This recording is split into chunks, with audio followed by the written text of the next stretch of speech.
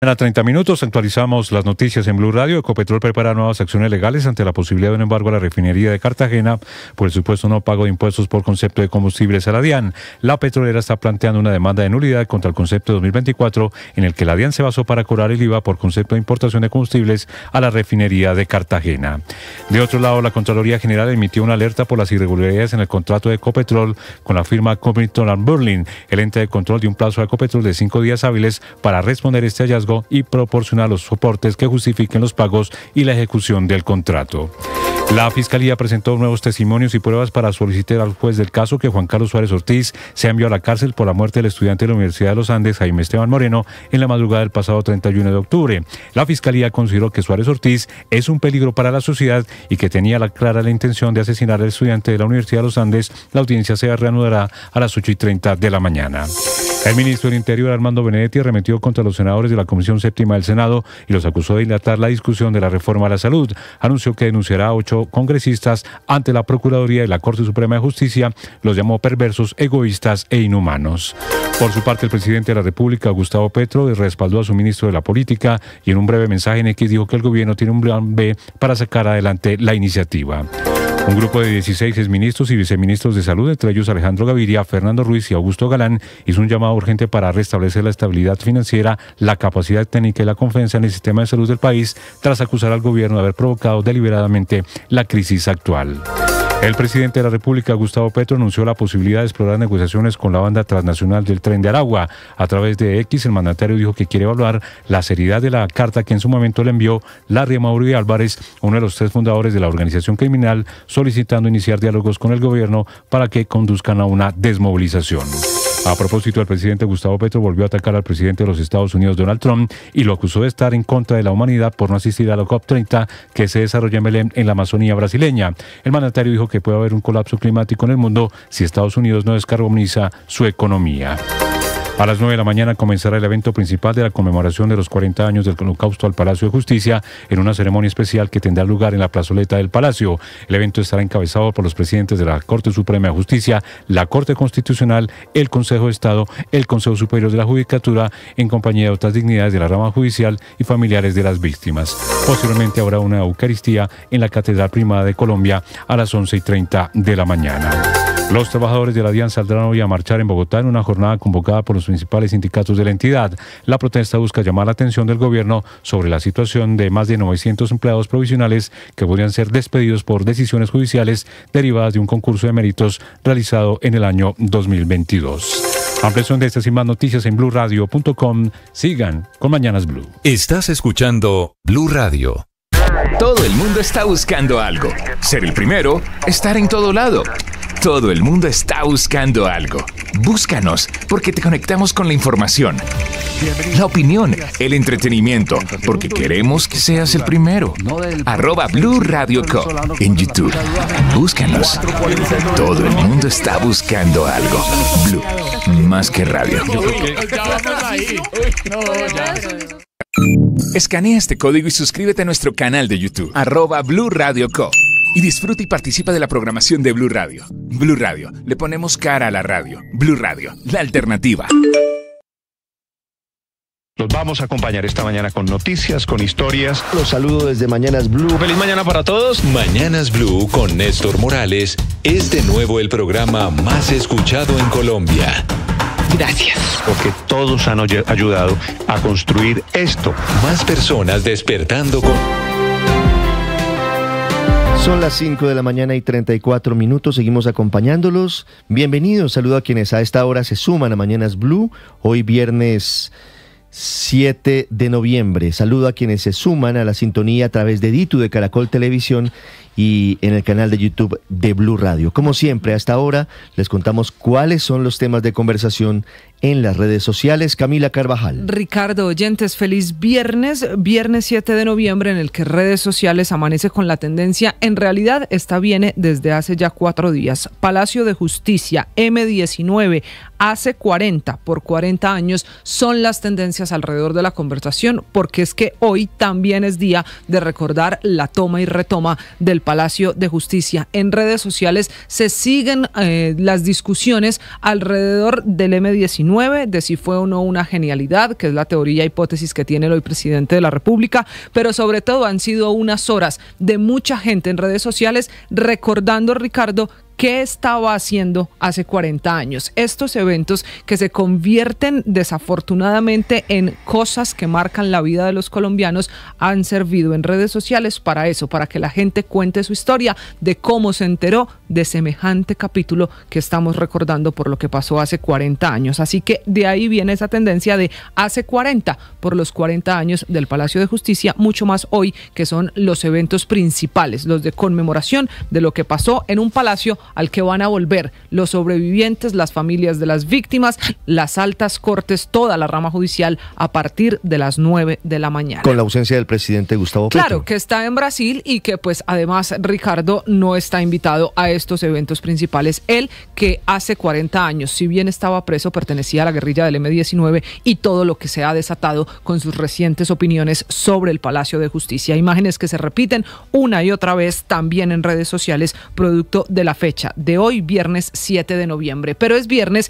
y en redes sociales, aunque la política y el Palacio de Justicia concentran la atención, también hay espacio para la música. Es tendencia Bizarrap y Daddy Yankee, los dos, uno argentino, otro puertorriqueño, que se juntaron para sacar esta canción, Sesión 66, y en redes sociales se habla de la letra, porque Daddy Yankee, acuérdese que está cada vez con más canciones dedicadas a Dios, a la religión, y esta no es la excepción, aunque no lo dice de frente, también va inspirada en esa vida religiosa en la que ahora está Daddy Yankee, así que es tendencia.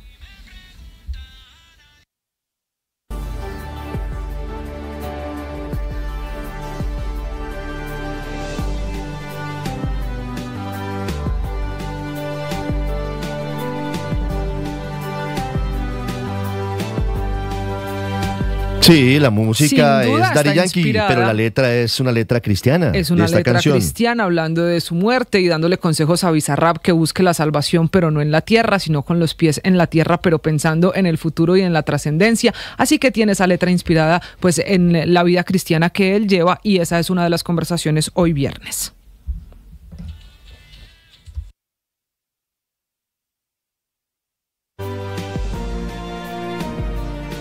Estás escuchando Mañanas Blue.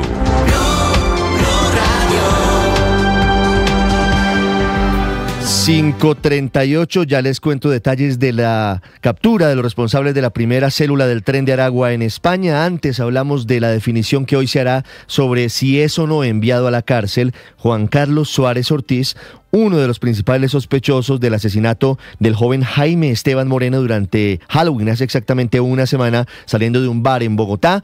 Se llevaron a cabo las audiencias preliminares, hoy continuarán ante la justicia, y se revelaron detalles de las que habrían sido las razones, todas ellas absolutamente no justificables, frente a lo que le ocurrió al joven Jaime Esteban Moreno Jaramillo, hablando la fiscal del caso sobre lo que habría ocurrido en el bar antes de este terrible desenlace. Junto con otra chica que vestía de color negro, y empiezan a gritar al chico que venía disfrazado de Tyler Darden, ahí tiene para que siga acosando. Al observar esta agresión, se corre a un lado con sus amigas. Mi amiga le pregunta a la chica de color negro que venía con el chico calvo, que llevaba el rostro pintado de rojo, que había sucedido, y le dijo que el chico disfrazado de Tyler Darden estaba acosando mujeres. 5:39, con base en esos rumores, matan a Jaime Esteban Moreno Jaramillo. La fiscal del caso hablando de cómo los asesinos pedían ánimo para atacar al joven que al final perdió la vida. Tenía que pegarle bien. Él manifiesta: deme ánimos y yo lo hago, porque yo sé que puedo acabar con ese man si yo quiero. Ese grupo de amigos empezó a animarlo, y ahí fue que procedieron a correr para alcanzar a la víctima, y como si se tratara de un juego, terminan matando a Jaime Esteban Moreno Jaramillo. La fiscalía pide medida de aseguramiento para Juan Carlos Suárez Ortiz. Sigue siendo buscado el otro responsable. Se llama Ricardo González y es prófugo de la justicia. Kalila Peña. Ricardo, buenos días. La persecución previa al ataque conjunto, el aprovechamiento de la confusión, la ventaja numérica y la insistencia en golpear a quien ya estaba indefenso. Estos fueron los argumentos principales de la Fiscalía para solicitar enviar a la cárcel a Juan Carlos Suárez por el homicidio agravado de Jaime Moreno. Explicó que los elementos materiales probatorios, entre ellos los nuevos testimonios presentados de varias personas que presenciaron el ataque, los videos y el informe forense, permiten concluir que no se trató de una riña casual ni de una reacción momentánea, sino de una agresión dolosa, planificada y sostenida, con clara intención de causar la muerte. Que el ataque no fue producto de una reacción momentánea ni de un impulso aislado. Por el contrario, el comportamiento del imputado revela una clara decisión de causar la muerte. Según uno de los nuevos testigos, una de las mujeres que fueron detenidas en un primer momento acusó sin pruebas al joven Jaime Moreno de supuestos actos indebidos. Mi amiga le pregunta a la chica de color negro que venía con el chico calvo, que llevaba el rostro pintado de rojo, que había sucedido, y le dijo que el chico disfrazado de Tyler Durden estaba acosando mujeres. La nueva fiscal fue enfática en señalar que además de no existir una sola evidencia de dicha actuación atribuida a la víctima, nada justificaba la extrema violencia con la que fue asesinado el universitario Jaime Moreno. El abogado de las víctimas y el Ministerio Público también apoyaron la solicitud de detención intramural contra Suárez por el riesgo de no comparecencia y el riesgo que supone si es dejado en libertad. Kalila Peña, Blue Radio. Kalila, gracias. Hay 13 detenidos en España, desmantelada la primera célula del tren de Aragua en ese país, luego de una larga investigación que inició con la captura del hermano de alias Niño Guerrero, el jefe del tren de Aragua en Barcelona. Enrique Rodríguez. Esa captura, buenos días Ricardo, tuvo lugar en marzo de 2024, como decías, en la capital catalana, y de ahí inicia esta operación que ha culminado en las últimas horas. En esta segunda fase, los agentes españoles, en colaboración con la Europol y con agentes de la Policía Nacional de Colombia, han arrestado a 8 presuntos miembros precisamente en Barcelona, 2 en Madrid, 1 en Gerona, otro en La Coruña y otro en Valencia, prácticamente en los 4 puntos cardinales de la península ibérica. También han desmantelado 2 laboratorios dedicados a elaborar cocaína rosa, conocida como Tusi, que dice la policía es la actividad habitual de esta organización del Tren de Aragua, es su principal fuente de ingresos. Recordemos que esa operación, la de marzo de 2024, se produjo en la capital catalana cuando cayó Niño Guerrero. Fue arrestado por una orden internacional, mejor dicho, cuando cayó el hermano de Niño Guerrero. Fue arrestado por una orden internacional de detención que había sido interpuesta por las autoridades venezolanas por presunta participación en delitos de terrorismo, tráfico de seres humanos y de armas, extorsión, blanqueo de capitales y asociación para delinquir. De ahí, los investigadores se centraron en determinar si el arrestado, que se había instalado en España, estaba intentando implantar y expandir la estructura delictiva para funcionar como lo hace en otros países del continente americano. Pues bien, las fuerzas de seguridad españolas confirmaron que en efecto se estaba produciendo una introducción aquí en España y detectaron un entramado de personas en varias zonas del país. Estaban organizadas de manera jerárquica, con un líder y un lugarteniente que dirigían a su vez 2 subestructuras. Esas 2 ramificaciones se dedicaban a preparar el Tusi en sus propios domicilios. En todo caso, la policía española continúa con las investigaciones para detectar, si los hubiera, a otros miembros del entramado en territorio español, Ricardo. Enrique, gracias. 5:43. Corea del Norte hizo el lanzamiento de un misil esta madrugada, coincidiendo con un nuevo acuerdo militar de Estados Unidos con Corea del Sur. Desde Londres, Silvia Carrasco. Sí, Ricardo, ¿qué tal? Muy buenos días. Y la verdad es que están congeladas las conversaciones entre Corea del Norte y Washington sobre su programa nuclear. Y lo que está diciendo esta mañana el Estado Mayor Conjunto de Corea del Sur es que Corea del Norte ha lanzado un misil balístico no identificado que habría sido lanzado al Mar del Este, que es como le llaman en las Coreas a ese mar que es el Mar de Japón. La primera ministra de Japón dijo que el misil había caído en el mar, que había volado unos 700 kilómetros, pero que no había causado daños. Y esto, claro, ocurre 8 días después de que el presidente estadounidense Donald Trump aprobara que Seúl pudiese recibir la construcción de un submarino de propulsión nuclear. Este tipo de submarinos es una tecnología que es uno de los secretos militares mejor guardados por Estados Unidos, y a diferencia de los submarinos diésel que deben salir a la superficie periódicamente para recargar sus baterías, los de propulsión nuclear pueden pueden permanecer sumergidos durante mucho tiempo. Y si Corea del Norte llega a tener este submarino que ya le ha prometido el presidente Trump, lo incluiría en un grupo muy exclusivo de países que pueden contar con esta tecnología. Hay que decir que desde 2019 el líder coreano Kim Jong-un y Trump fracasaron en el alcance de un programa de desnuclearización del país para aliviarle las sanciones, y desde entonces Corea del Norte se ha declarado repetidamente en un estado nuclear irreversible. Por lo tanto, en el último tiempo además está con este aceleramiento de su proceso de investigación nuclear que preocupa a los surcoreanos, Ricardo. Silvia, gracias. En Colombia, varias noticias que tienen que ver con Ecopetrol. Una, el litigio con la DIAN. Dos, el famoso contrato con la firma Covington & Burling. Alejandra Bello. Ricardo, buenos días. La pelea entre Ecopetrol y la DIAN escala y amenaza con convertirse en una crisis para la petrolera más grande del país. La autoridad tributaria busca cobrarle 1.5 billones de pesos en IVA y ya abrió la posibilidad de embargar activos, incluso los de Reficar, lo que podría paralizar a parte de su operación. Ecopetrol reaccionó esta semana con una tutela presentada el miércoles con la que pretende frenar cualquier intento de embargo mientras la justicia estudia el fondo del caso. También preparan una demanda de nulidad contra el concepto de la DIAN que ordena cobrar IVA a los combustibles producidos en la refinería de Cartagena, argumentando que operan como zona franca y por tanto se consideran importados. La situación es crítica dentro de la empresa. Las negociaciones con la DIAN fracasaron pese a la mediación de la Procuraduría y todo indica que el proceso entrará en etapa de cobro coactivo. Mientras tanto, la Unión Sindical Obrera USO, que agrupa a los trabajadores del sector, advierte que las decisiones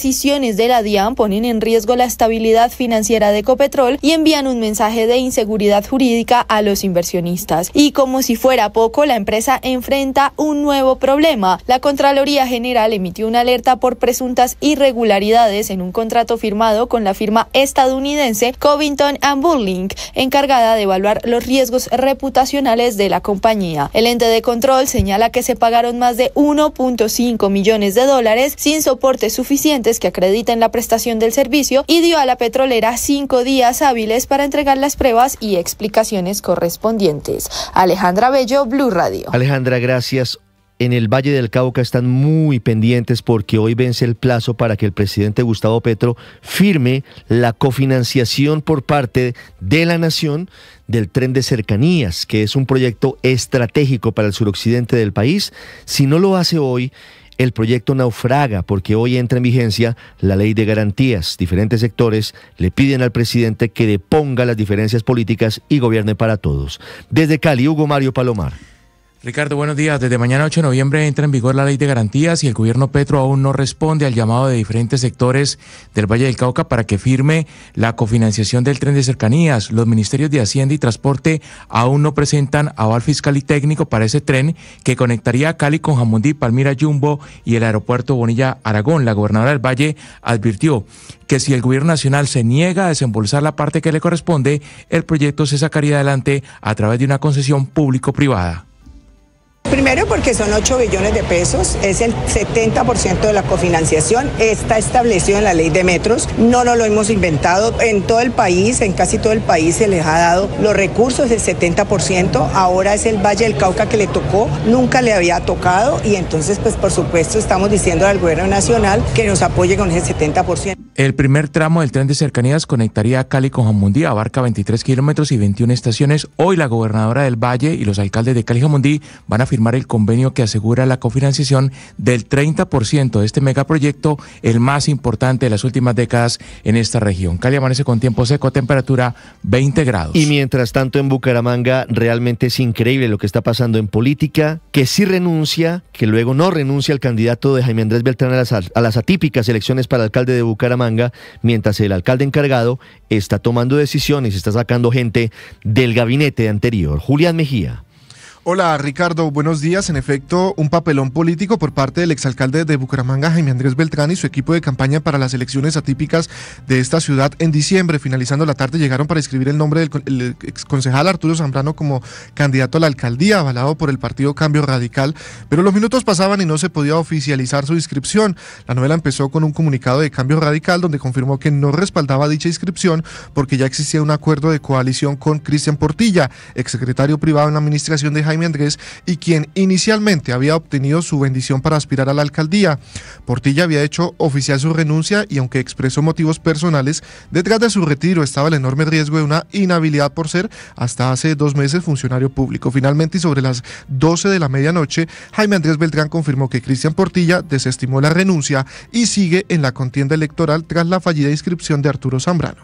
Lamentablemente el partido Cambio Radical tomó la decisión de no acompañar la candidatura de Arturo Zambrano hasta el último minuto, como ustedes fueron testigos, y si creen que con esas artimañas nos van a dejar fuera de la carrera política, se equivocan.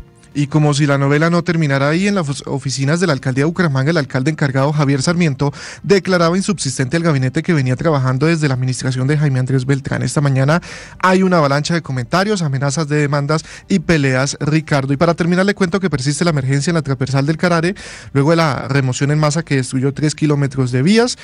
Técnicos precisamente del INVIA siguen buscando la forma de realizar un nuevo trazado para permitir la movilidad en esa zona del sur de Santander. Bucaramanga amanece con 18 grados de temperatura, tiempo seco.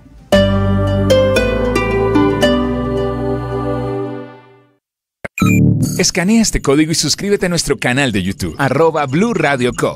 Y disfruta y participa de la programación de Blue Radio. Blue Radio, le ponemos cara a la radio. Blue Radio, la alternativa.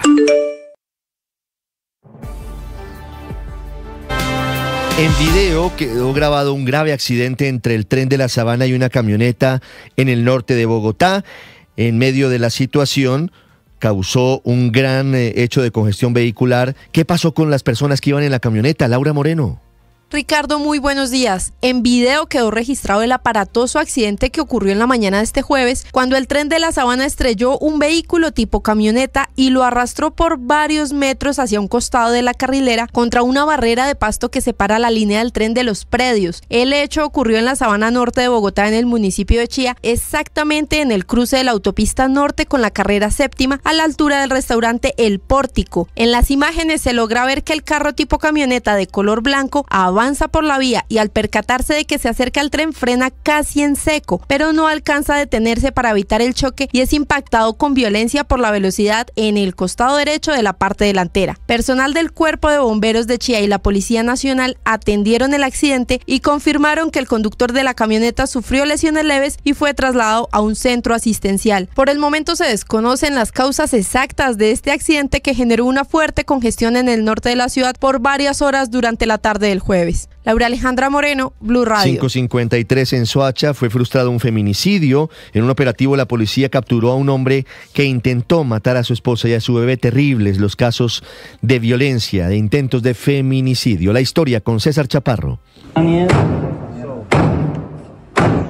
Ricardo, buenos días. Los golpes que ustedes escuchan es de un bombero que con un hacha intenta romper una puerta para rescatar a una mujer que está siendo amenazada por su esposo. El hombre también intenta asesinar a su hija de 3 años. Minutos antes de esta escena y de ingresar a la fuerza a la vivienda en Soacha, Cundinamarca, un grupo de bomberos y de policías intentaron persuadir al hombre para que no le hiciera daño ni a la niña ni a su esposa. Sin entrar en razón, el agresor decide apagar las luces del apartamento. Los policías y bomberos utilizan sus linternas para tratar de ubicarlo. Así lo explica el patrullero René Hernández, integrante del cuadrante número 13 en Soacha.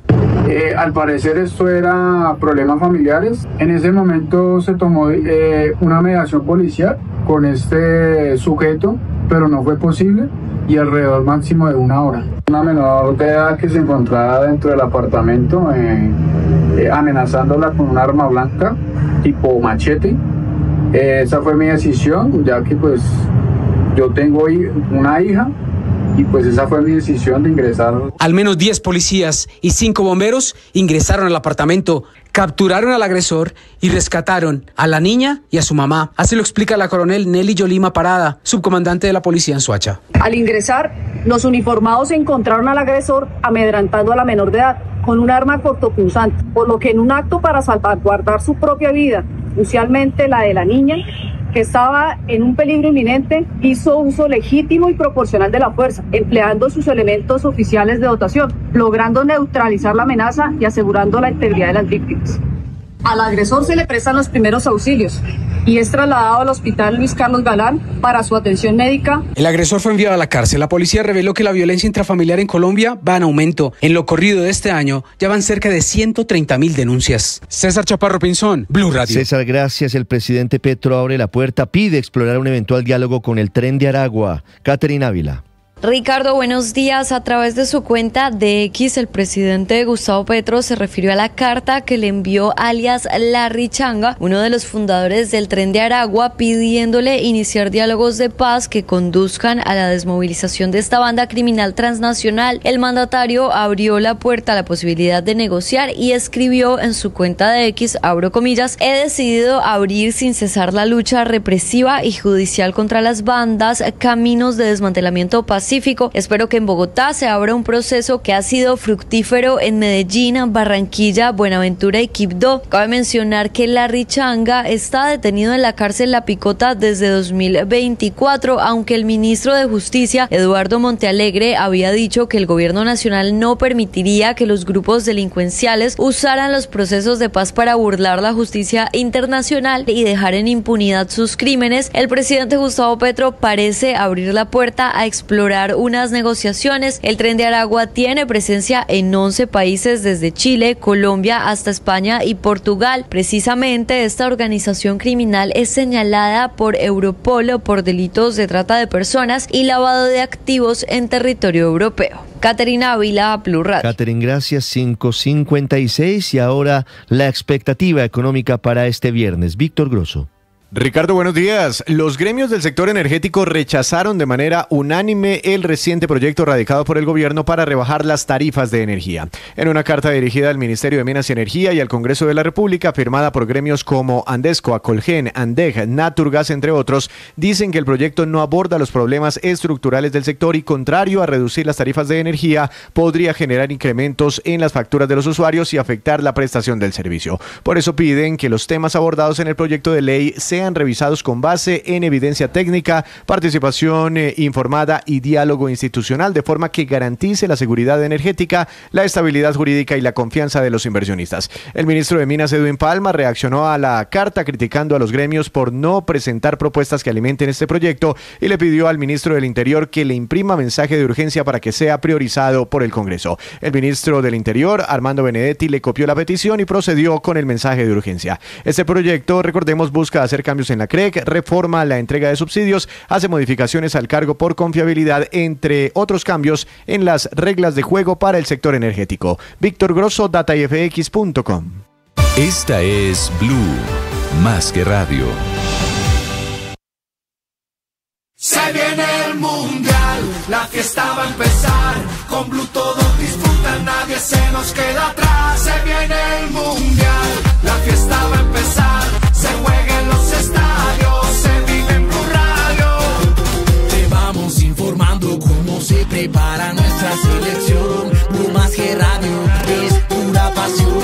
En la pantalla, en la radio o en el celular. Vamos Colombia a celebrar que vamos para el mundial. Desde USA, México y Canadá. La fiesta del fútbol a todo el mundo llegará. Porque viene el mundial, la fiesta va a empezar. Con Blue todos disfrutan, nadie se nos queda atrás. Se viene el mundial, la fiesta va a empezar. Se juega en los estadios, se vive en Blue Radio. El mundial se ve en Blue. Cuidar desde el primer latido es muy sencillo. Ingresa a desdeelprimerlatido.org, elige el monto que vas a donar, completa tu información, selecciona el método de pago y haces clic en el botón donar. Te llevará a la pasarela de pago de tu entidad bancaria Haces todos los pasos y ya está.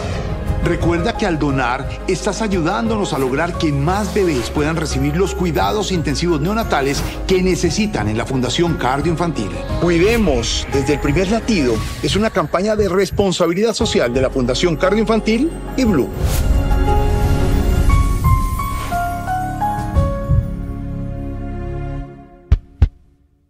Todo el mundo está buscando algo. Ser el primero, estar en todo lado. Todo el mundo está buscando algo. Búscanos, porque te conectamos con la información, la opinión, el entretenimiento, porque queremos que seas el primero. @Blue Radio Co. en YouTube. Búscanos. Todo el mundo está buscando algo. Blue, más que radio.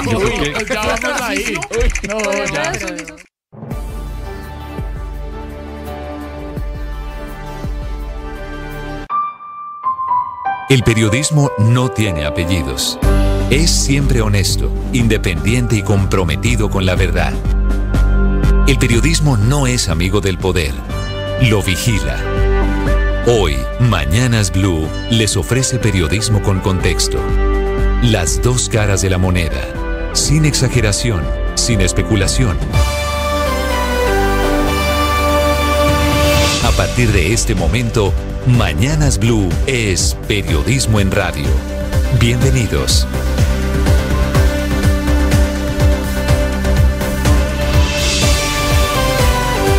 Son las 6 de la mañana en punto. Bienvenidos, seguimos acompañándolos en Mañanas Blue.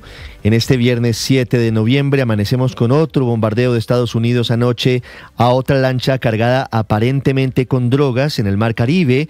Ya son 18 ataques que dejan 69 muertos desde que el gobierno del presidente Donald Trump empezó su ofensiva contra el narcotráfico en el Caribe y en el Pacífico. Estamos viendo en Ditu y en YouTube la imagen del más reciente bombardeo, imagen que fue compartida anoche muy tarde por el secretario de Guerra de Estados Unidos. La mayoría de estas operaciones se adelantan en aguas internacionales frente a Colombia y Venezuela. Esta madrugada, el secretario de Guerra estadounidense Peter Hegseth informó que en el ataque de anoche murieron 3 personas que iban a bordo de esta lancha que Estados Unidos afirma que era de una organización terrorista. No especifica qué tipo de organización o cuál era, y que, según dice, transportaba cocaína. A propósito de Estados Unidos, ya enfrenta desde esta mañana retrasos y cancelaciones de vuelos locales e internacionales en los 40 principales aeropuertos de ese país. Desde hoy, reducen el 10% la operación aérea. Esta es la consecuencia del cierre del gobierno federal, que está a punto de cumplir 40 días, el más largo de la historia.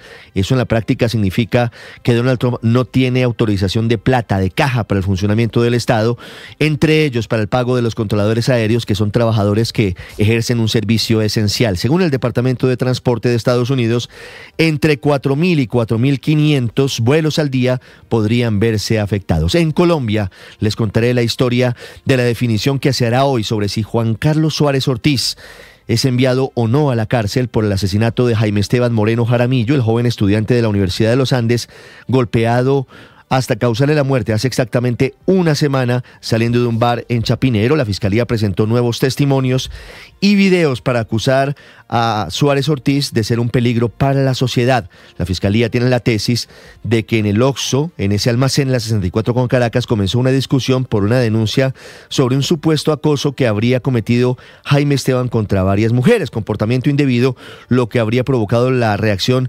injustificada, desproporcionada de estos 2 hombres que le pegaron en la cabeza y en su cara, incluso cuando ya estaba en estado de indefensión. Esta audiencia seguirá hoy a las 8:30 de la mañana. Por ahora no hay pistas del paradero de Ricardo González, el segundo implicado en este caso, por el que está pidiendo la justicia que se acelere su detención.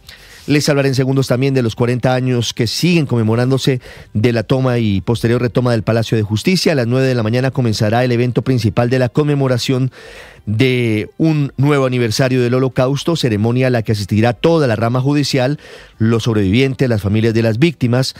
estarán en ese punto en el que hace 40 años el M-19 ingresó violentamente, hubo una recuperación también con desproporción absoluta y cometiendo delitos por parte de las fuerzas militares. Hubo más de 100 muertos entre magistrados, empleados judiciales y civiles y 11 desaparecidos. El evento será liderado por los presidentes de la Corte Suprema, de la Corte Constitucional, del Consejo de Estado, del Consejo de la Judicatura, y a las 11:30 será la misa, la Eucaristía, en la Catedral Primada de Colombia. El gran ausente de este acto de conmemoración será el presidente Gustavo Petro, que sigue en Brasil en la COP30, donde aprovechó su discurso para volver a criticar al presidente Donald Trump. El presidente Petro regresa hoy al país para ser el anfitrión de la cumbre de la CELAC Unión Europea en Santa Marta. Hoy comienzan a llegar delegaciones e invitados internacionales. Desde Santa Marta se confirma que el primero en aterrizar sería el presidente del gobierno español, Pedro Sánchez.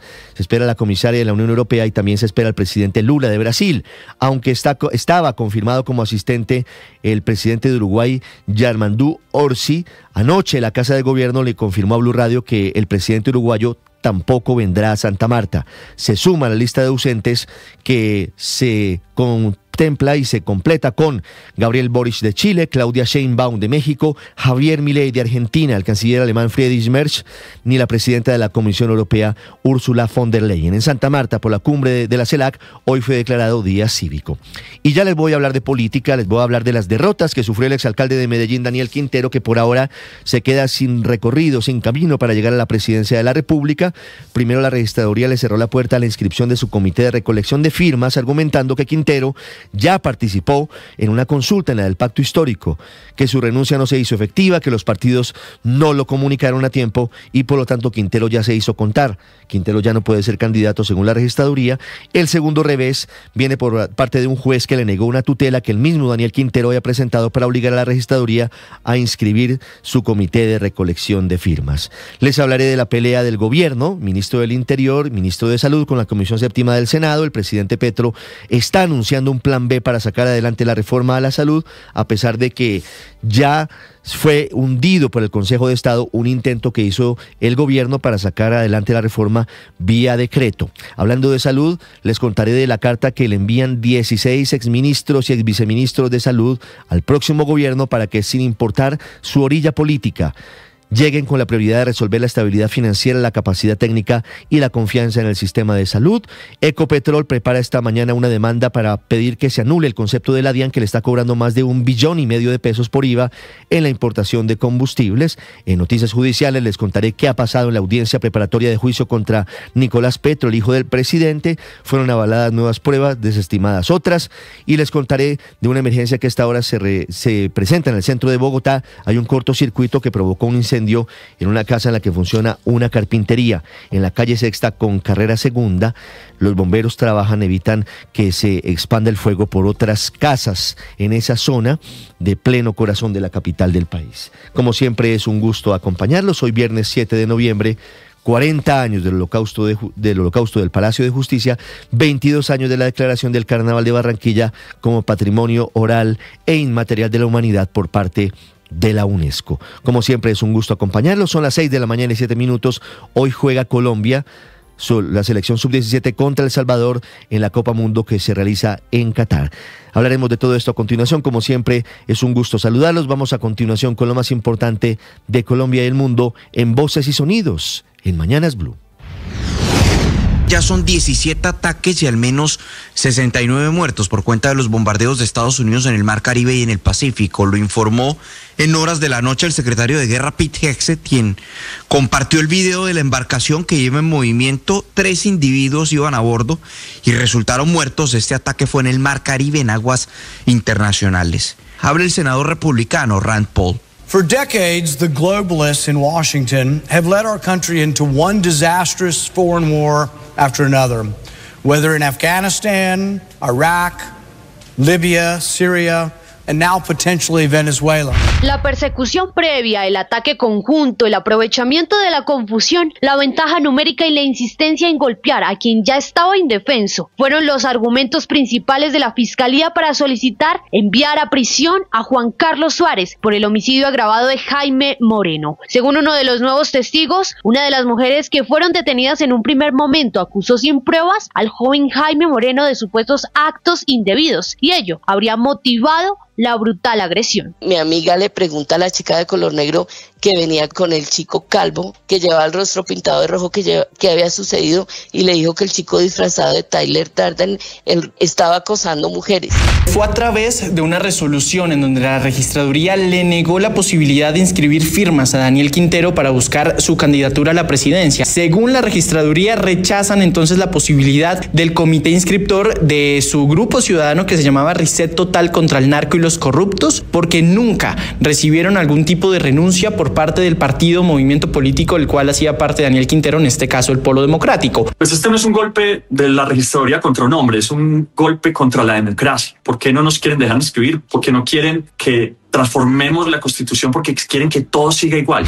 Y por su parte, el Centro Democrático no tendría un candidato único, sino que podría llegar con 2 aspirantes a la consulta presidencial en marzo. Este 28 de noviembre será la encuesta interna. Sin embargo, de acuerdo con documentos del partido, se acordó que se va a reservar el derecho a decidir si participa con 2 candidatos en esa consulta interpartidista. La palabra final la tendrán el expresidente Álvaro Uribe y el director del partido, Gabriel Vallejo.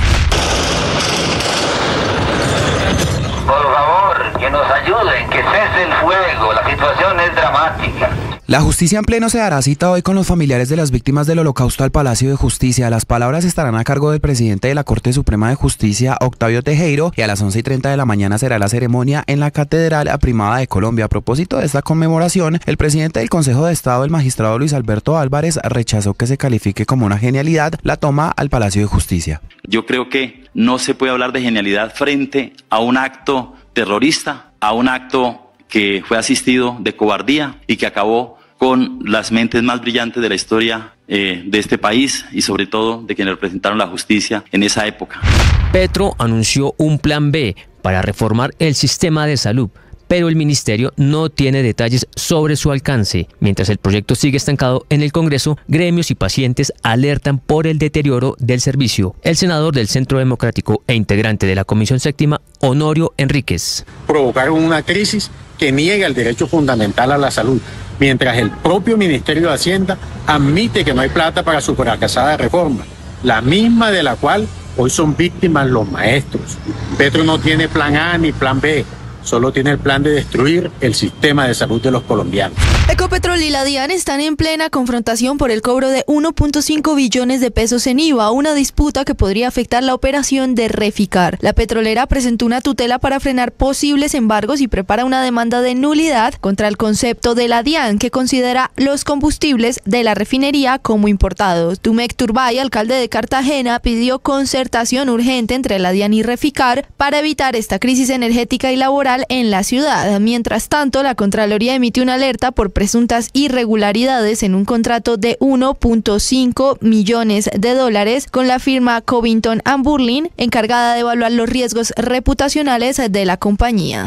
Reapareció públicamente la excongresista Aida Merlano, esto en medio de una audiencia preparatoria donde la Fiscalía General de la Nación presentó ante el Juzgado 18 Penal del Circuito de Bogotá el preacuerdo suscrito entre Merlano y el ente acusadora por el delito de fuga de presos. Merlano tuvo unos minutos para dirigirse a la juez. Estoy muy arrepentida no haberme fugado, no, porque no me arrepiento de eso. Me arrepiento de haber cometido errores, entre esos los delitos que me llevaron a estar privada de la libertad por primera vez. Y he aprendido, he mejorado y creo que debí caer presa para corregir muchas cosas que eran necesarias en mi vida, en mi familia.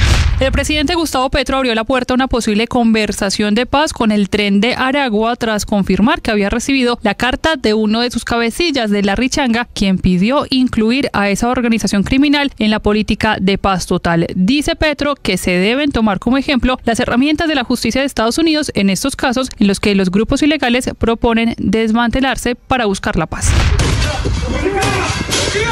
La policía española, en colaboración con Europol y la Policía Nacional de Colombia, ha detenido a 13 personas sospechosas de integrar la primera célula asentada en España del Tren de Aragua. Además, los agentes han desmantelado 2 laboratorios dedicados a elaborar cocaína rosa, que es una actividad habitual de esta organización y su principal fuente de financiación, además del tráfico de cocaína. Juega la Sub-17 y se juega un partido importante con miras a la clasificación a los 16avos de final de la Copa Mundial de la categoría que se disputa en Qatar. El partido será a las 7:30 de la mañana frente a El Salvador, un equipo de la CONCACAF, un equipo centroamericano que lideró su grupo en la clasificación y quedó en este grupo G con Colombia en el Mundial. De ganarlo, Colombia llegaría a 4 puntos y estaría muy cerca de asegurar su clasificación directa. Nos hablamos con el profesor Freddy Hurtado, el técnico de la selección. A todos los respetamos igual, a todos los enfrentamos igual, con la idea de ganarles, con la idea de competir ante todo, de ser intensos. Y seguro con ellos va a ser un partido muy parecido a los que jugamos, por ejemplo, contra Costa Rica, que lo tuvimos en los amistosos. De hecho, esa era la idea. Estás escuchando Blue Radio. Todo el mundo está buscando algo. Ser el primero, estar en todo lado. Todo el mundo está buscando algo. Búscanos, porque te conectamos con la información, la opinión, el entretenimiento, porque queremos que seas el primero. @Blue Radio Co. en YouTube. Búscanos. Todo el mundo está buscando algo. Blue, más que radio. Soy María Elvira Arango y los invito a escuchar Qué Locura, testimonios reales sobre salud mental. Son 8 nuevas voces sobre salud mental con personajes que nos hablan de su experiencia con el dolor, pero también de los caminos para encontrar la sanidad. Este podcast es impulsado por porquequieroestarbien.com, el programa de salud mental de la Fundación Santo Domingo. La producción es de la no ficción y Boombox de Caracol Televisión, con el apoyo de MK, medicamentos totalmente confiables. Escúchenos desde este 17 de septiembre en su plataforma de streaming preferida. Boombox Podcast, un mundo por escuchar. Los vamos a acompañar esta mañana con noticias, con historias. Los saludo desde Mañanas Blue. Feliz mañana para todos. Mañanas Blue con Néstor Morales es de nuevo el programa más escuchado en Colombia. Gracias. Porque todos han ayudado a construir esto. Más personas despertando con Blue. Con ánimo, con fuerza inicial. Hay un derrumbe esta madrugada en la vía Medellín-Bogotá, hay vías alternas, hay, por supuesto, novedades en una de las principales vías del país. Danilo Arias.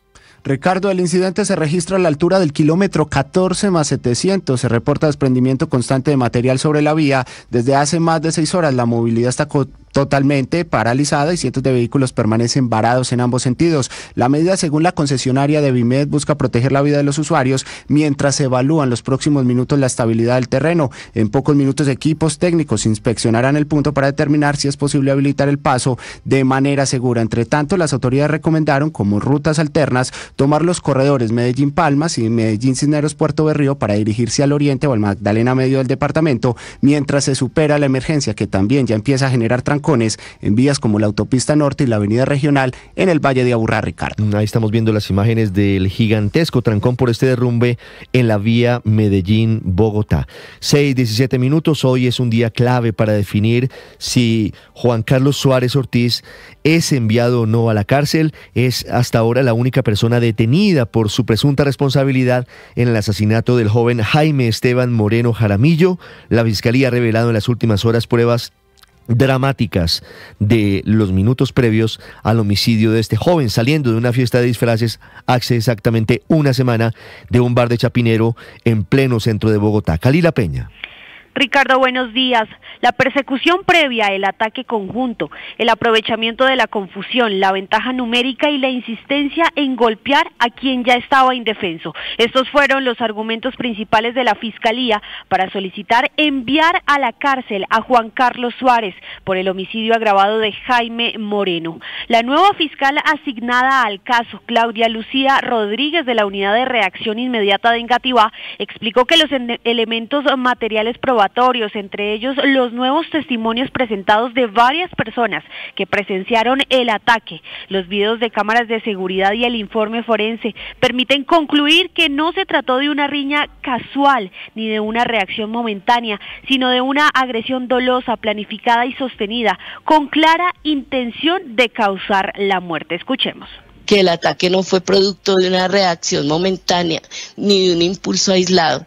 Por el contrario, el comportamiento del imputado revela una clara decisión de causar la muerte, pues después de propinarle los primeros golpes y retirarse del lugar, al observar que su acompañante continuaba atacando al joven, se devolvió para rematar la agresión. Según uno de los nuevos testigos, una de las mujeres que fueron detenidas en un primer momento acusó sin pruebas al joven Jaime Moreno de supuestos actos indebidos, y ello habría motivado a Suárez a cometer la brutal agresión. Así narra la fiscal la descripción del testimonio. Mi amiga le pregunta a la chica de color negro que venía con el chico calvo, que llevaba el rostro pintado de rojo, que había sucedido, y le dijo que el chico disfrazado de Tyler Darden estaba acosando mujeres. La nueva fiscal fue enfática en señalar que además de no existir una sola evidencia de dicha actuación atribuida a la víctima, nada justificaba la extrema violencia con la que fue asesinado el universitario Jaime Esteban Moreno. El abogado de las víctimas describió a Jaime como un joven ejemplar y apoyó la detención intramural contra Suárez por el riesgo de no comparecencia y un riesgo para la sociedad. Escuchemos. Puede asesinar a una persona solamente a los golpes, señorías. Por eso yo creo que esta persona, por el móvil, por la manera, por la intolerancia, por haber golpeado a Jaime Esteban solamente porque tenía el disfraz del club de la pelea, por haber decidido que lo iba a acabar y por haber golpearlo hasta conseguir ese fin que ya había manifestado, es que él es un peligro para la sociedad. La audiencia de medida de aseguramiento continuará este viernes, luego de que la defensa del procesado solicitara tiempo adicional para preparar su intervención. Muy bien, Kalila, gracias. 6:20. Héctor, buenos días. Se crece la pelea entre Ecopetrol y Reficar por el cobro del IVA, un cobro retroactivo de más de 1,5 billones de pesos. Se anuncian acciones legales desde diferentes sectores, desde diferentes ángulos, tutelas y también acciones mucho más profundas y más demoradas ante el contencioso administrativo. Sí, habrá un largo camino de discusión judicial, de debate judicial para decidir si efectivamente Ecopetrol tiene que pagar el impuesto que la DIAN le está cobrando, que es un impuesto que claro que afectaría pues fuertemente las finanzas de Reficar, en realidad, que es la empresa directamente implicada. Es una filial de Ecopetrol, no es directamente Ecopetrol, pero es la refinería de Cartagena que tendría que pagar pues más de 1 billón de pesos, casi 1,5 billones de pesos por el cobro retroactivo que se está haciendo. Pero yo creo que de lo que quedó de ayer de las conversaciones es que si bien el debate jurídico se profundiza, entendí también que la DIAN había dicho que no había intención de embargar las cuentas de la refinería, con lo cual quedaría el escenario donde debe estar, que es que los jueces decidan cuál es la interpretación correspondiente en este caso. Mire, ¿cuál es la información que tengo, Héctor? La siguiente. Tiene usted razón, lo que usted decía ayer es cierto, la DIAN no puede no cobrar, no puede dejar de cobrar, es decir que el proceso debe seguir adelante con Reficar, con Ecopetrol o con el que sea, persona natural o jurídica, debe ser adelante, porque si no lo hace, le caen inmediatamente la Procuraduría y la Contraloría por detrimento patrimonial y por fallas. Ahora, el proceso de cobro no es inmediato, puede durar mucho tiempo, hasta ahora no hay embargo, y están planteándose algunos salvavidas legales, Héctor, que dependerían de proyectos que están en trámite en el Congreso. Le hablo, por ejemplo, y habría que leerlo más adelante para que usted me ayude, el artículo 86 de la Ley de Financiamiento, por ejemplo. Me dicen que esa podría ser una vía para Reficar y para otros importadores de combustibles, un salvavidas que podría tener. Y me hablan también del proyecto del Estatuto Aduanero, es decir, que esto no sería inmediato, sino que habría algunas posibilidades para que esta pelea de Ecopetrol y Reficar con la DIAN no termine en embargo. Claro, y es que si hay una discusión sobre interpretación legal, pues claro que un camino es que sea otra ley la que interprete la norma sobre la cual hay discusión, y ese sí sería pues un camino que le da certeza a todo el mundo, porque seguramente la norma actual pues tiene unas ambigüedades que permite interpretar a unos que se debe el impuesto y a otros que no, y pues eso lo resolvería una ley. Pero yo sí creo que tiene que quedar la tranquilidad, Ricardo, de que pues no va a haber cierre de operaciones de Reficar prontamente, ni mucho menos, porque es un largo proceso legal. Hay una resolución de la DIAN que se demanda ante el contencioso administrativo, y el contencioso administrativo resuelve. Ahora, por otro lado, puede haber un proceso de cobro, de jurisdicción coactiva, en el cual también Reficar pues se defiende, interpone unas excepciones, etcétera, y eso pues va al contencioso administrativo otra vez. Así que finalmente será el Consejo de Estado en su sección cuarta, que es la especializada en impuestos, la que resuelva dentro de algunos años esta controversia. Dentro de algunos años, 6:24 minutos, se mete a esta pelea la Unión Sindical Obrera, la USO, el poderoso sindicato de Ecopetrol, que está entablando una acción de tutela en las últimas horas. Marcela Peña. Ricardo, el principal sindicato de Ecopetrol, la USO, ya radicó una tutela para tratar de frenar el cobro de IVA de la DIAN a Ecopetrol, todo en medio del temor del sindicato por la posible parálisis de Reficar. Solicitamos al juez constitucional que como medida cautelar se ordene a la DIAN abstenerse de iniciar procesos de cobro coactivo y decretos de medida de embargo a las cuentas de Ecopetrol y Reficar para garantizar la continuidad de las operaciones de la refinería hasta que la justicia contenciosa administrativa resuelva de fondo las controversias de carácter aduanero y tributario, es lo que está señalando en un comunicado. Otro de los argumentos que tiene la USO es que los conceptos internos de la DIAN con los que se pretende sancionar a Reficar están usurpando las funciones del Congreso de Colombia al autointerpretar el estatuto tributario, fijando la base gravable, la tarifa y su hecho generador, que son funciones que corresponden al Senado y a la Cámara y no a la DIAN. Este es pues, Ricardo, el componente jurídico de las acciones que anunció ayer la USO. Nos faltarían aquí dos cosas, el componente político y el componente de movilización que estaban en los anuncios de ayer.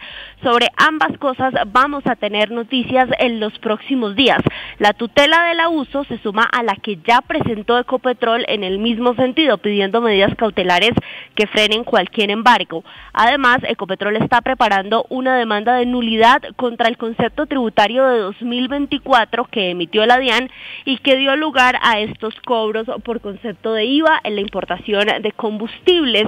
No hay lugar aquí a la conciliación, es lo que creen en Ecopetrol, porque esa posibilidad se agotó la semana pasada. Tuvieron unas reuniones que no llegaron a ningún acuerdo, así que aquí estamos en, digamos, una carrera contra el tiempo entre qué tanto se mueve la justicia resolviendo estas acciones de tutela y qué tanto le ponen el acelerador en la DIAN a la posibilidad de concretar esas acciones de cobro, pero hoy no habría posibilidad de resolver esto a través de acuerdos de pago. Lo que creen en muchos sectores es que esta noticia debilita todavía más las posibilidades para la estabilidad de Ecopetrol. El presidente de ANIF, José Ignacio López, y uno a las voces de preocupación. No generemos una crisis inducida simplemente por un tema tributario que no tiene, entre otros, mucho sentido. Además, están haciéndole un llamado al gobierno nacional para que intervenga en la situación y dé señales de tranquilidad en favor de Ecopetrol. A todo esto se suma el pronunciamiento de la Contraloría, que le está haciendo una auditoría a fondo a todas las operaciones de Ecopetrol y ha cuestionado nuevamente el contrato firmado por Covington & Burling, diciendo que no se cerró adecuadamente y que ni siquiera hay informes que den cuenta de su liquidación según las normas que existen para ello, Ricardo. Paola Ochoa es periodista. Está en Mañanas Blue.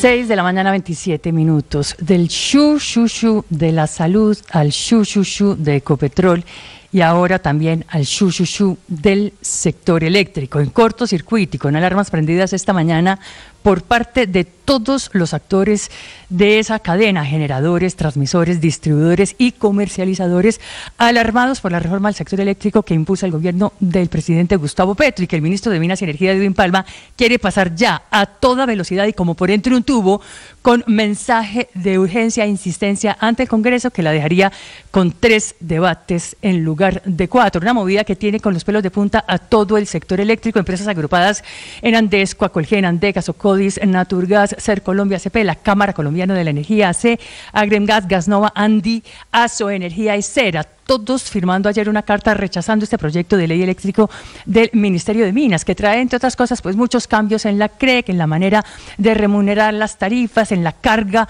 de la deuda de la pandemia que se le pondría a los estratos 5 y 6, pero que en últimas trae grandes implicaciones para la gente y también para el sector, sin resolver, de hecho, los problemas de fondo. Dicen estos expertos y toda la cadena que primero traería un alza en las tarifas, es decir, todo lo contrario a lo que busca supuestamente el gobierno del presidente Petro. Segundo, porque afectaría la prestación del servicio en el país. Y tercero, porque pone en riesgo la confiabilidad del sector eléctrico colombiano. Y de hecho, sector eléctrico colombiano que ha sido reconocido globalmente por ser uno de los más estables, más fiables y de mejor diseño de todo el mundo, reconocido internacionalmente por el Banco Mundial, por el Banco Interamericano de Desarrollo, galardonado como uno de los mejores sistemas eléctricos del planeta y replicado en varios países del continente. No obstante, sistema eléctrico que quiere ahora cambiar el gobierno Petro con cambios a 2 leyes, las leyes 142 y 143 de 1994 o leyes de servicios públicos domiciliarios y del sector eléctrico colombiano, que han servido además para blindar al país de recaer en un apagón eléctrico como el de comienzos de los años 90, gracias a que esas leyes mandan los incentivos correctos para que las empresas inviertan en el país, evitando así quedar oscuras como consecuencia del atraso en materia de infraestructura, lo que ya nos pasó en el pasado en ese apagón de los 90, que quedamos sin poder ver nada, que quedamos viviendo a punta de velas precisamente por la falta de proyectos de respaldo de generación térmica, la ausencia de nuevas inversiones en centrales hidroeléctricas y la falta de construcción de líneas de transmisión. Camila Carvajal es periodista. Está en Mañanas Blue. Ya son las 6 de la mañana, 30 minutos. Vuelve y juega. El ministro del Interior, Armando Benedetti, volvió a atacar. En las últimas horas arremetió contra los senadores de la Comisión Séptima de Senado, a los que ahora tilda y acusa de dilatar de la discusión de la reforma a la salud. Dice Benedetti que son perversos, egoístas e inhumanos y hasta anuncia que los va a denunciar. 8 congresistas que, dice él, deben ser investigados por la Procuraduría y la Corte Suprema de Justicia porque, a juicio del gobierno, la reforma a la salud salva vidas y en esta comisión de Senado no avanzan en la discusión. Lo que quiere decir es que esta es una nueva pelea entre el gobierno y esa comisión, particularmente pelea del ministro Benedetti, insistiendo en que el sistema de salud está en crisis por culpa del Congreso que no avanza en la discusión de una reforma. Por eso es que la conclusión a la que podemos llegar es que en este gobierno, el de Gustavo Petro, la situación financiera del sistema de salud ya quedó así y empeorando. En las últimas horas, 16 exministros y ex viceministros de salud, entre ellos Alejandro Gaviria, Fernando Ruiz y Augusto Galán, le hicieron un llamado ya no al gobierno del presidente Petro, sino al próximo gobierno, al que le piden, sin importar la orilla política que llegue a la Casa de Nariño, que la prioridad sea restablecer la estabilidad financiera, la capacidad técnica y la confianza en el sistema de salud de todos los colombianos. Para los exministros, la crítica situación que se vive hoy en el sistema de salud no fue producto del azar, sino de una estrategia que buscó el deterioro estructural de todo el sistema. La carta termina con una grave afirmación, que el colapso de la salud fue planeado y que por eso deberá ser ahora el nuevo gobierno el que tome la decisión para arreglar el problema. Mientras eso pasa, en el sistema de salud crecen y crecen las tutelas, las quejas, el desabastecimiento de medicinas y también las demoras en la atención. Una última cosa, en la carta los exministros resaltan la incertidumbre laboral para el personal de la salud. Se nos olvida hay veces que el problema del sistema no solo es con los pacientes, también con los médicos, con las enfermeras, con todo el personal médico que quedó en la mitad de esta confrontación política entre el gobierno y el Congreso. El gobierno poniéndole mensaje de urgencia a la reforma y el Congreso, en este caso la Comisión Séptima, negándose a discutir el articulado. Es que ya pusieron una condición. Vuelven a hablar de reforma a la salud cuando se apruebe o se niegue la reforma tributaria. María Camila Orozco es periodista. Está en Mañanas Blue.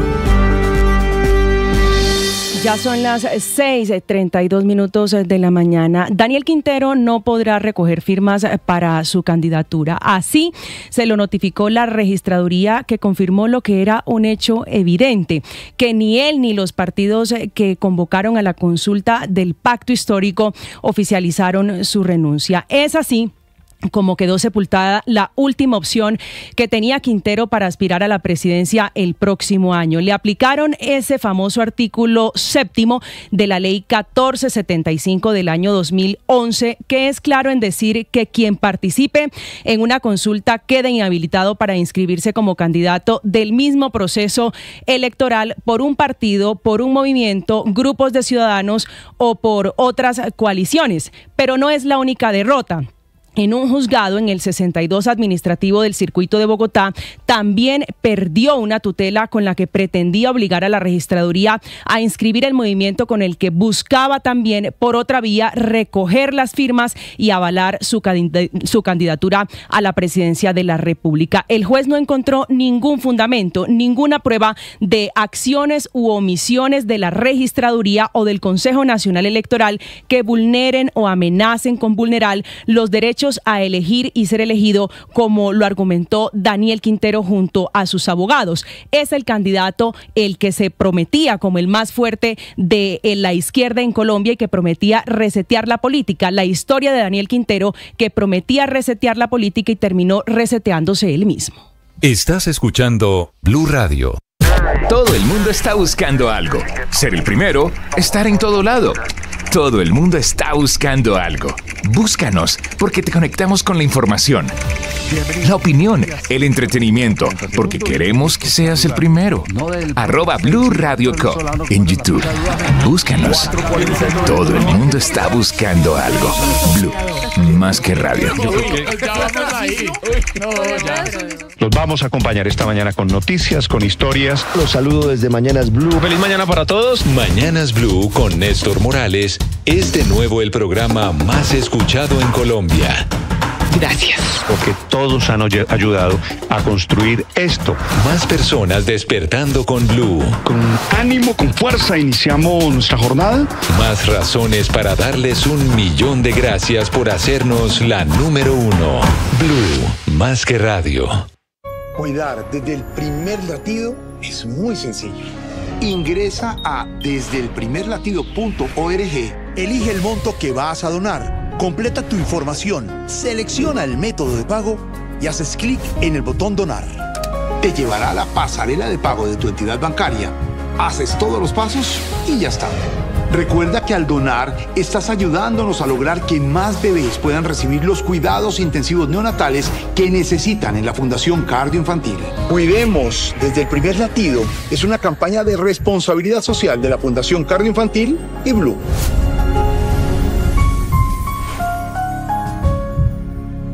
Es un gusto saludarlos. En Blue celebramos una noticia que nos encanta escuchar. ¿Cómo les parece? 6:36, sale el sol en Bogotá. Salir el sol, siempre ver salir el sol, sí, es una buena noticia. Padre Linero, buenos días. Buen día, Ricardo. Es viernes. Es viernes. Yo amanezco feliz los viernes. Bueno, mentira, yo amanezco feliz todos los días. Cuando descubro que estoy vivo, que puedo respirar, que hay gente que me ama, que mi corazón palpita, que hay tareas, que hay... Bueno, entonces yo me emociono y nada. fuerza y ánimo a todos los que nos escuchan. En medio de tantas situaciones siempre podemos tener la mejor actitud. Los viernes igual tienen un sabor especial, de todas maneras, ¿no? Papi. Hay amigos míos que pipa, tú lo vieras en las esquinas. Tú sabes que las esquinas en Santa Marta eran el camerino de calentamiento de los rumberos. Entonces, a las 6 de la tarde, 7 de la tarde, zapaticos blancos en las esquinas, papita, pipa, están ensayando para la rumba. Hoy, por ejemplo, en la CELAC, ¿será que el calentamiento se da en las esquinas para el baile? Yo espero que sí. Yo creo que Santa Marta con su Caribe, Santa Marta con su alegría, con su danza. En Santa Marta, la famosa canción del helado de leche, un danzón. Yo me imagino que hoy va a haber felicidad en las calles samarias. La Samaria está full por la cumbre Unión Europea CELAC, que será este Solo fin de pido semana. que no llueva ni nada de eso. Esperemos que no llueva. 6:38 minutos. ¿De qué hablamos hoy, padre? De humildad y liderazgo. Mire, cada vez trato de entender por qué la vida se hace desde la soberbia. Hay mucha gente que te habla desde la soberbia, desde, yo soy, yo puedo, yo tengo, yo hice, yo tal. Cuando realmente la felicidad está marcada por la humildad. A mí me gustaba Teresa de Ávila, una santa del siglo XVI. Teresa decía, la humildad es la verdad. Ser humilde es reconocer quién es uno y desde ahí vivir. Entonces hablemos de eso, hablemos de humildad. ¿Usted ha visto que algunas personas se autocitan? Como yo había dicho, ahora vuelvo a decir. 6:38 minutos, ¿qué tenemos en deportes? Don Ricardo Rego, buenos días. Hola, Ricardo, feliz mañana para usted y para todos. Hoy le quiero contar que tenemos en minutos la segunda salida de nuestra selección Colombia sub-17 en el Mundial de Qatar. Así que estaremos muy atentos para contarles qué pasa hoy frente a la selección de El Salvador. Recordemos que Colombia viene de empatar frente a Alemania, los actuales campeones del mundo en la categoría. Y me imagino que su viernes es especial, mi querido Ricardo, con el América de Cali ganando. Felices. Los hinchas del América. Ay, sí.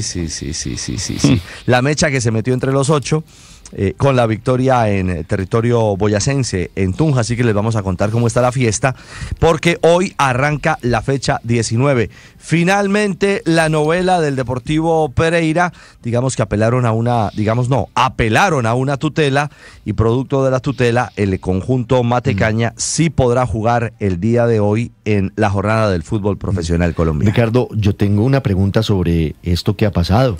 El Ministerio de Trabajo ha estado muy pendiente de lo que pasa con el Deportivo Pereira, anuncia un proceso sancionatorio.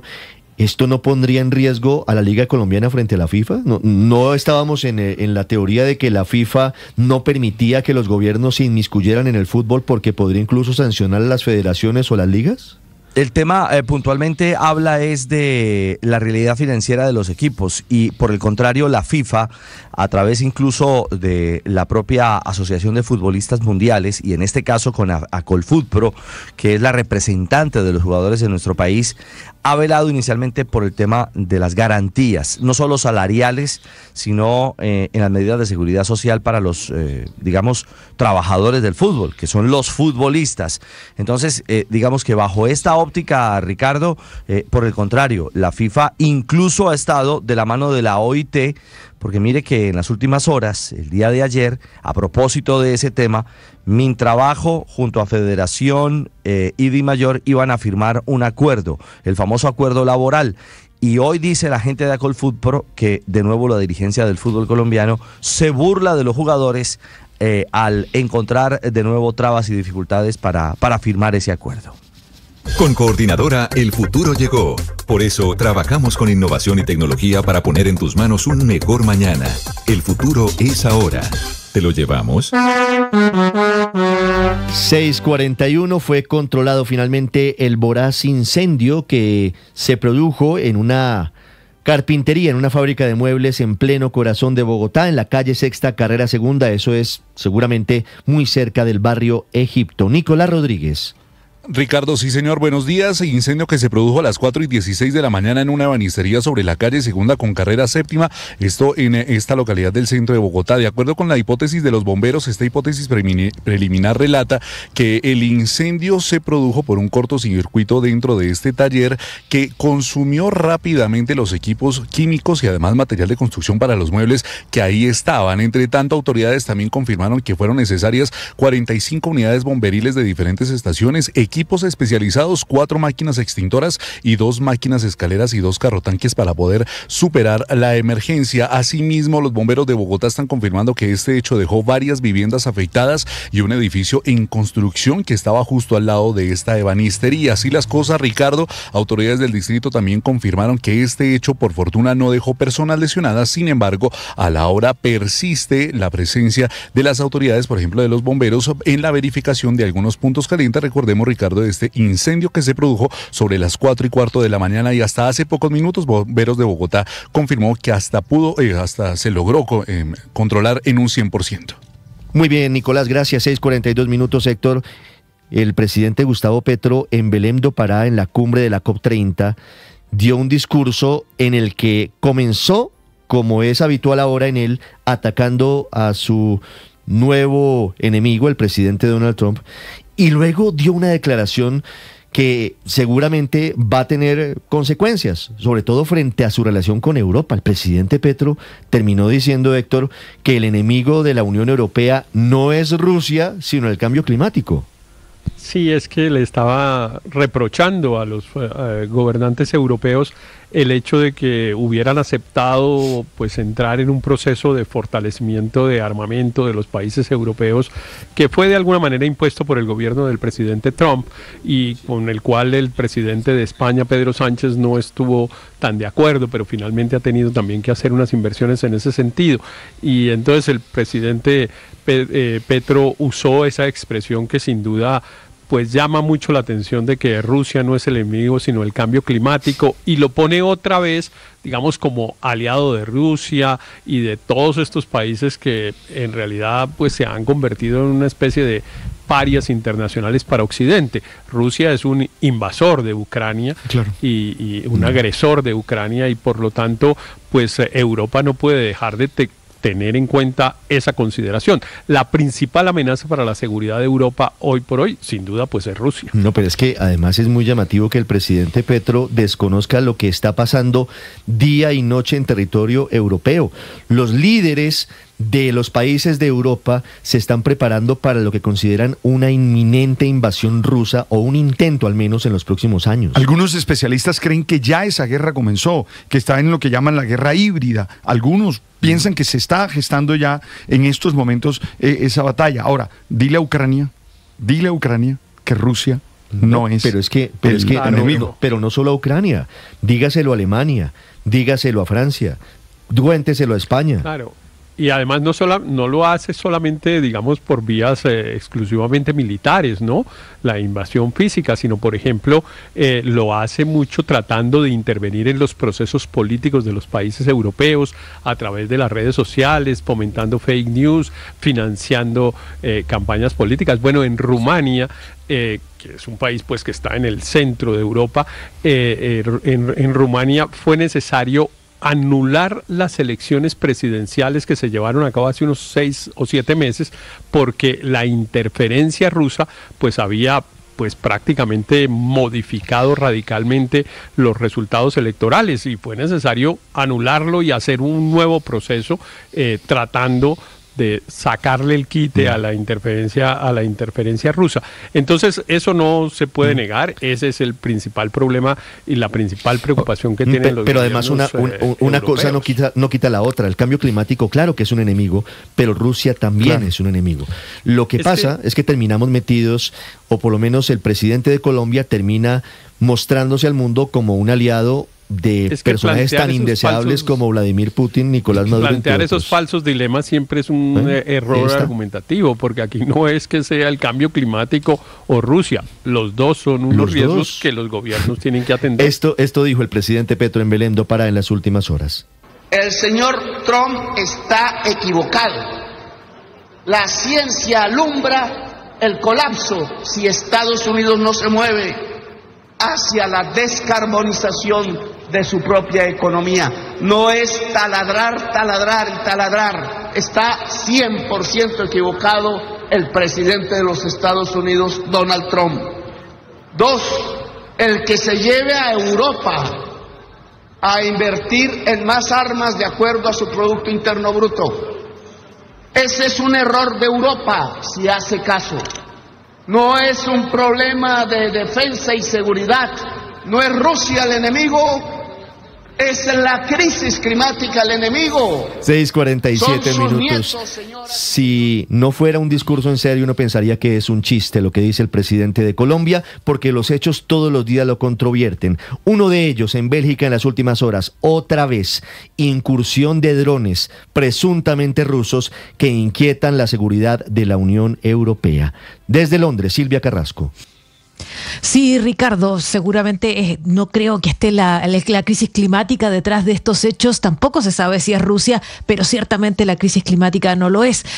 Lo que está informando hoy día Bélgica es que nuevamente los aeropuertos de Bruselas y Lieja han sido obstruidos, sus operaciones interrumpidas durante la noche por avistamiento de drones. Y esto ha ocurrido apenas horas después de que el Consejo de Seguridad Nacional del gobierno belga discutiera su respuesta a estas nuevas amenazas. Recordemos que en Europa está estrictamente controlado el uso de drones en las cercanías de cualquier centro de aterrizaje o despegue de aviones. Y bueno, lo que dice es que ha tenido un impacto en las operaciones de los aeropuertos, pero no solamente en los aeropuertos, sino que también dice que se avistaron drones en la central nuclear de Dole y también en el centro de investigación nuclear de SSK en Mol y también en el puerto de Amberes. También se recibió la información de que en Suecia, el segundo aeropuerto más importante de Suecia, el de Gotemburgo, también tuvo que interrumpir la operación de su aeropuerto por drones. Lo que está haciendo de la Unión Europea es que el ejército alemán va a dar apoyo antidrones a estos dos países para poder evitar estas interrupciones tanto en aeropuertos civiles como en bases militares. Eso es lo que está ocurriendo ahora, no es nuevo, también ha ocurrido en los últimos tiempos en Polonia, y uno de los países que ha adquirido una mayor capacidad de control de drones y de operación de drones es Ucrania, y lo que es insólito es que esa capacidad de Ucrania se está trasladando a los países europeos. Está siendo el propio ejército ucraniano el que está ayudando a los países europeos a aprender a controlar este ataque de molestia, porque no hay un ataque, no hay bombardeo, pero sí se está interrumpiendo la operación de los aeropuertos constantemente, especialmente en los países del norte de Europa, Ricardo. Silvia, gracias. Llamativo que este discurso del presidente Petro diciéndole a la Unión Europea que su enemigo no es Rusia, sino el cambio climático, se da a escasas horas del inicio de la cumbre Unión Europea-CELAC en Santa Marta. No sé cómo les caiga a los pocos líderes europeos que van a venir el hecho de que el presidente de Colombia les diga que no, Putin es tu amigo, todo lo que ha pasado es solo fantasía. Estás escuchando Blue Radio. Escanea este código y suscríbete a nuestro canal de YouTube, @Blue Radio Co. Y disfruta y participa de la programación de Blue Radio. Blue Radio, le ponemos cara a la radio. Blue Radio, la alternativa. Todo el mundo está buscando algo. Ser el primero, estar en todo lado. Todo el mundo está buscando algo. Búscanos, porque te conectamos con la información, la opinión, el entretenimiento, porque queremos que seas el primero. @Blue Radio Co. en YouTube. Búscanos. Todo el mundo está buscando algo. 6:50 a.m. El hijo mayor, el primogénito de Manuel Gaona Cruz, el ex magistrado de la Corte Suprema de Justicia, de la Sala Constitucional de la Corte, que fue asesinado el 6 y 7 de noviembre del 85 en el Palacio de Justicia, le ha respondido al presidente Gustavo Petro, que en las últimas horas ha publicado varias veces una entrevista vieja de Manuel Gaona, hijo, hablando sobre el asesinato de su padre. Todos los elementos probatorios apuntan a que Manuel Gaona Cruz fue asesinado hace 40 años por Andrés Almarales, cabecilla de la toma del Palacio de Justicia. Dice Manuel Gaona, hijo, lo siguiente al presidente Gustavo Petro. Señor presidente, usted mejor que yo lo sabe. Sus inveterados y ahora desesperados deseos por distorsionar la verdad de los hechos hablan por sí solos. Sí, en efecto, yo siempre, y aún lo sostengo firmemente, he culpado del magnicidio de mi padre, el eximio magistrado Manuel Gaona Cruz, no solo al grupo narcoterrorista del cual usted hizo parte, sino también al ejército de entonces. No por virtud de también al ejército, no por virtud de las declaraciones editadas sobre mis hallazgos, sino con base en el incólume y contundente acervo probatorio que hoy y siempre mi familia y yo, y en particular mi hermano Mauricio Gaona y mi hermana Juliana Gaona, a quienes respeto, admiro y apoyo profundamente, han ejemplar y explícitamente dilucidado pública y judicialmente en escenarios de sumo escrutinio jurídico e histórico. Extraños a su razón y proceder. Lo invito y conmino entonces a que no se equivoque conmigo y haga de su indemnidad e inexorable culpa delictiva un bacanal más. La verdad histórica y la memoria colectiva de la nación que el ilustre jurista y magistrado doctor Nilson Pinilla y sus honorables colegas proclamaron es un indeleble y perenne recordatorio de su ignominia y la de sus secuaces, la cual indefectiblemente se avasallará sobre usted. Firma Manuel Gaona Bejarano, el primogénito de Manuel Gaona Cruz. Le escribe: señor presidente. 6:52 minutos. Eduardo Mazzón Ospino, en compañía de Yolanda Santo Domingo Alberici, eran dos jóvenes estudiantes de la Universidad Externado de Colombia, en 1985. Ese 6 de noviembre estaban en el Palacio de Justicia estudiando, estaban en una serie de actividades vinculadas con sus estudios cuando comenzó el Holocausto. Eduardo Mazzón terminó siendo torturado por integrantes del ejército en el batallón Charri Solano, en el sur de Bogotá, y providencialmente se salvó de ser asesinado. 4 décadas después, es un gusto saludar a Eduardo Mazzón en este homenaje por los 40 años del Holocausto del Palacio de Justicia. Don Eduardo, buenos días. Buenos días, Ricardo. Un saludo a ti, a la mesa y a la audiencia nacional. Eso que tú dices es muy cierto. Quiero decirte algo, que hay verdades que no se pueden o deben demostrar, pero no dejan de ser verdades. Los hechos del Palacio de Justicia es uno. No obstante, la historia no se puede reescribir en beneficio de un puñado de delincuentes, miembros del grupo guerrillero M-19, ni tampoco de la cúpula militar del momento. Hay que decir la verdad. Don Eduardo, ese mensaje viniendo de una víctima en el Palacio de Justicia es muy, muy poderoso. Y ya le voy a pedir que nos ayude a recordar su historia para las nuevas generaciones y para quienes de pronto no la han conocido. Pero antes quiero detenerme en ese punto al que usted llega. ¿Cómo ve el intento por manipular la verdad, el intento por acomodar las versiones, el intento por quedarse con la narrativa histórica del Palacio de Justicia? Bueno, yo aprovecho y con el mayor respeto para la familia Gaona, estoy viendo cómo el presidente, miembro del M-19, que aún ondea orondamente la bandera del M-19, se aprovecha de una entrevista que se le realizó al hijo mayor del doctor Gaona. Y es que en el derecho es posible que una persona con unas pruebas primarias o de poca relevancia o confusión del intérprete puedan ser definitivas para el momento Yo he escuchado al doctor Mauricio y el trabajo que ellos han hecho es una cosa impresionante. Le han metido buen dinero a esa investigación y creo en las palabras del doctor Mauricio Gaona, porque tiene elementos de prueba, según lo dicho por él, con testigos directos suficientes para demostrar que a su padre lo mató Andrés Amarales o uno de sus secuaces el día de la toma. Bueno, yo ese día me encontraba haciendo una investigación sobre el poder de juzgamiento en Colombia y Yolanda iba a hacer un examen con el doctor Rafael Urrego, un examen de procesal penal. Ahí nos tomó Don Eduardo, ¿cuántos años tenía? 21 años. Usted tenía 21 años, era un joven estudiante, estudiaba Derecho en el externado. Sí, señor, en el externado, 21 años.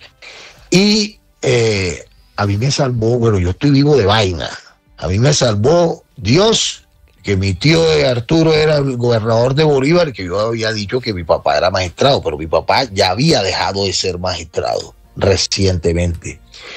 Y a nosotros, es que son muchas cosas, Ricardo. Por ejemplo, que nosotros estábamos en la puerta de la cafetería. Yolanda entró 1,5 metros, 2 metros, y yo me quedé afuera.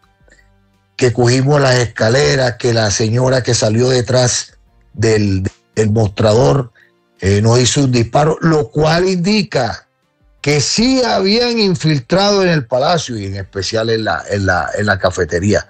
Esa es mi impresión como abogado y penalista y fiscal que fui. Estoy convencido, hay cosas que yo estoy convencido. Entonces, posteriormente, nos rescataron con el hermano del presidente y la esposa del ministro. Jaime Castro, sí. Sí, señor. ¿Qué me hace inferir esto? Pero esto son inferencias mías. Que el presidente de Colombia sí sabía de lo que estaba haciendo el ejército. Sí sabía lo que iba a hacer el ejército, pero de pronto no sabía hasta dónde iba a llegar el ejército. Por eso su silencio. Y apenas sacaron al hermano y a la esposa de tanto el presidente como del ministro, 3º, 4º piso, el ejército aplicó lo que se llama en el derecho penal la teoría del dolo eventual. ¿Qué significa? Que con tal de obtener un objetivo final, no le importa lo que se lleve por delante. Y en mi opinión, el ejército tenía, como se dice, ojeriza en contra de algunos magistrados de la Corte Suprema de Justicia que estaban en contra del Estatuto de Seguridad, que ya había sido de Turbay de 1978, y con respecto a la extradición. Todo esto me lleva a concluir que la cúpula militar, no estoy hablando de lo militar, la cúpula militar dio la orden de arrasar con unos y con otros. Don Eduardo, ¿ustedes a qué hora salieron? En compañía de doña Clara de Castro, esposa de Jaime Castro. A las 4:15, 4:30. 4:30, del día 1. Y los hechos, del 6 de noviembre. Señor. Sí, señor. Y los hechos empezaron a las 11:30 de la mañana. Posterior nos llevaron a la casa del florero, nos separaron, dijeron estos son especiales. Yolanda, una persona de la Legis y yo. ¿Los llevaron al segundo piso de la casa del florero, don Eduardo? Sí, señor. Y ahí empezaron violaciones a nuestros derechos, de acuerdo al derecho internacional humanitario, como vejaciones, golpes, maltrato, insinuaciones, diciendo que nosotros habíamos participado por lo menos yo había participado en la toma de la embajada dominicana cuando yo apenas estaba en 5º año de bachillerato en La Salle y no había salido de Cartagena nunca. Posteriormente nos sacaron como a las 7:30 de la noche en una furgoneta blanca que me averigüé recientemente. Me dijeron que eran ambulancias del ejército y las utilizaron en ese momento y nos llevaron a Charri Solano. Allá en Charri Solano, don Eduardo, permítame, las torturas fueron mayores. Ya vamos a hablar de las torturas de las que ustedes fueron víctimas por parte de integrantes del ejército. Sí. Tanto usted como Yolanda, Eduardo Matson, con quien hablamos, y Yolanda Santo Domingo. ¿Usted recuerda, antes de irnos para el Charri Solano, o alcanzó a ver quién era el comandante que decidía a quienes llevaban o no imposible, de la casa del florero? No, señor, imposible. Eso nosotros no se nos permitía virar las caras a nadie. De hecho, cuando yo le reclamé a un militar el por qué maltrataba a Yolanda, me pegó con la antena del radio en la cara. Y a ese mismo, o a un compañero de ese, se le salió un disparo, y alguien, un superior le dijo con esta frase: huevón, ¿qué le pasó? Que eso no se dispara solo. Y el tipo le dijo: no, que se